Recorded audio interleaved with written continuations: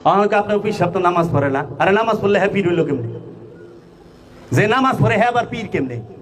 কারণ নামাজ পড়বো আমানু, আমানু মানে বিশ্বাসী, এত কামেলি না। নামাজ শিখাইব পীরে, নামাজ শিখাইব পীরে, আর আপনি দিয়ে বাহিনী লয়ে যান গা, যায় না?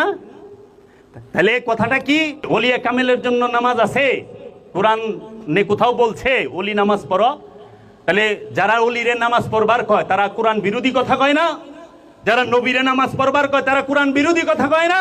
সবচেয়ে দুঃখের বিষয় হইল মহানবীর ঠোঁট দিয়া মহানবীর উম্মতের জন্য, মহানবীর অনুসারীদের জন্য যে আয়াতগুলা নাজিল হইছে, ওই আয়াতগুলার করছে কি মহানবীর মধ্যে সেট করে দিছে।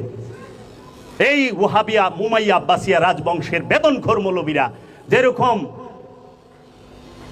মহানবী বলছে আবু জাহেল আবুল আহাব সাহেবা উকবা ওগো আল্লাহরে ভয় করো, অহনে উমাইয়া আব্বাসিয়া রাজবংশের এই বেতনখোর মৌলবীরা এটা মহানবীর পিছে লাগাই দিছে, হে মোহাম্মদ আল্লাহকে ভয় করো।